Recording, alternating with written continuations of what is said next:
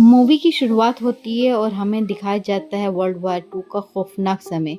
साल 1944। पूरी दुनिया खून और बारूद की आग में जल रही थी। हर तरफ से मौत की तबाही का मंजर था। इसी बीच हमें एक अनजाने आइलैंड पर एक हादसा दिखाया जाता है। एक अमेरिकन पायलट हैंक का प्लेन यहाँ पर क्रश हो जाता है। मौत बिल्कुल उसके सामने खड़ी थी, लेकिन किस्मत ने उसे जिंदा छोड़ दिया। वो अभी अपनी सांसें समेट ही रहा था कि अचानक आसमान से एक और प्लेन गिरता है। ये प्लेन रूस का था। उसका पायलट भी जिंदा बच जाता है। लेकिन उस वक्त ये दोनों सिर्फ इंसान नहीं थे, बल्कि जंग के मैदान के खूंखार दुश्मन थे। जैसे ही उनकी नजरें एक दूसरे से टकराती हैं, उनमें नफरत की चिंगारी भड़क जाती है और दोनों आपस में जान लेने पर उतारू हो जाते हैं। तभी आसमान काला हो जाता है, धरती कांप उठती है और अचानक दो विशाल के हाथ अंधेरे से बाहर आते हैं। ये हाथ थे किंग कॉन्ग के और सीन यहीं कट हो जाता है। अब हमें 1973 का समय दिखाया जाता है। यहाँ हमें मिलता है बिल, मोनार्क नाम की एक रहस्यमय संस्था का हेड। उसकी आंखों में एक जुनून है और उस जुनून का नाम है स्कल आइलैंड। वो एक सेनेटर को आइलैंड का नक्शा दिखाकर कहता है, ये वो जगह है जिसे खुदा ने अधूरा छोड़ दिया। जहाँ से होकर कोई जहाज गुजरा वो कभी लौटकर नहीं आया। और 1954 में जो न्यूक्लियर टेस्ट हुए थे वो टेस्ट नहीं, किसी को मारने की कोशिश थी।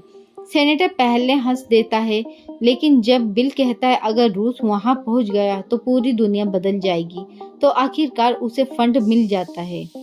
बिल एक टीम बनाता है जिसमें एक सख्त और गुस्से वाला मैनेजर होता है, एक बहादुर सोल्जर होता है, एक गाइड जिसका नाम जेम्स होता है और एक नीडर फोटोग्राफर जिसका नाम मेसन होता है। इन चारों की एक टीम बनाई जाती है। सभी का मिशन एक ही था, स्कल आइलैंड की सच्चाई दुनिया को दिखाना। आइलैंड पर पहुंचते ही चारों तरफ खामोशी और रहस्य का साया होता है।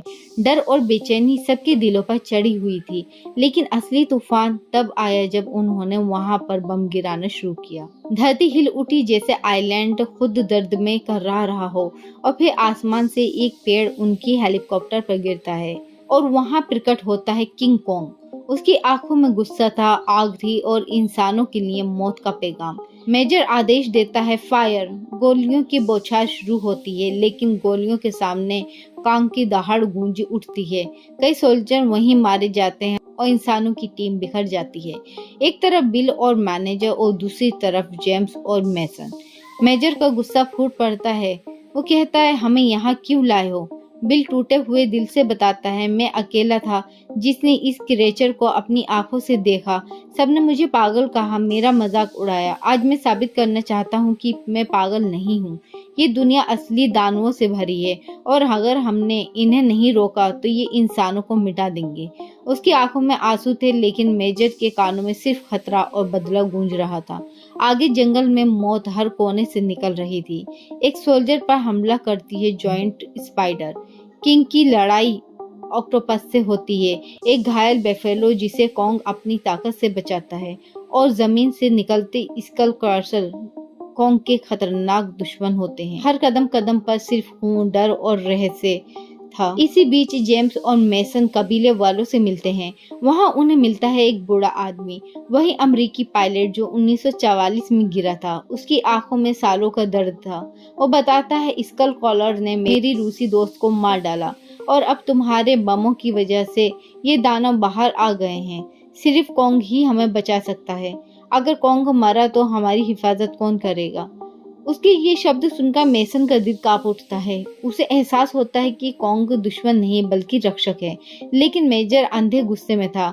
उसका सबसे खास सोल्जर मारा जा चुका था। वो चिल्लाता है, अब कॉन्ग बचाएगा नहीं, चाहे वो कितना भी बड़ा क्यों ना हो। ये धरती सिर्फ इंसानों की है। जेम्स उसे रोकता है, नहीं, कॉन्ग दोषी नहीं है, असली खतरा स्कल कॉलर है। लेकिन मेजर की आंखों में सिर्फ खून और बदला था। कॉन्ग उनके साथ लड़ता है और आखिर में कहानी फिर क्लाइमेक्स पर आ जाती है। नदी के किनारे आग और बमों से घिरा घायल कॉन्ग जमीन पर गिर चुका था। मेजर मुस्कुराता है, अब खत्म कर दो इसे। तभी धरती कांपती है और सामने आता है सबसे बड़ा स्कल कॉलर। जंग शुरू हो जाती है, मौत बनाम मौत। कॉन्ग फिर स्कल कॉलर की टक्कर इतनी भीषण थी कि पूरा आइलैंड गूंज उठा। सोल्जर बलिदान देते हैं, खून बहाते हैं, लेकिन कॉन्ग हार नहीं मानता। मेसन चीखते हुए फ्लेयर गन चलाती है, लेकिन खुद पानी में गिर जाती है।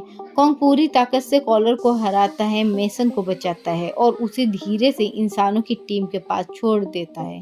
सुबह की पहली किरणों के साथ खून से लथपथ लेकिन विजयी कॉन्ग खड़ा होता है। उसकी आंखों में नफरत नहीं, बल्कि मासूमियत और दर्द था, जैसे कह रहा हो, मैं दुश्मन नहीं, मैं इस धरती का पहरेदार हूँ। आखिरकार इंसान बोट में बैठकर लौट आते हैं। मोनार्क कंपनी जेम्स और मेसन को अपने साथ शामिल कर लेती है और वो बूढ़ा पायलट बरसों बाद अपने परिवार से मिलता है। उसकी आंखों में बहते आंसू सबके दिल को छू जाते हैं और यहीं पर मूवी की एंड हो जाती है। तो दोस्तों, आपको ये मूवी कैसी लगी हमें कमेंट करके ज़रूर बताएं, और अगर आप इस चैनल पर नए हैं तो प्लीज़ वीडियो को लाइक करें, चैनल को सब्सक्राइब करें। फिर मिलेंगे एक और नई मूवी के साथ। जब तक कि अपना ख्याल रखें। धन्यवाद।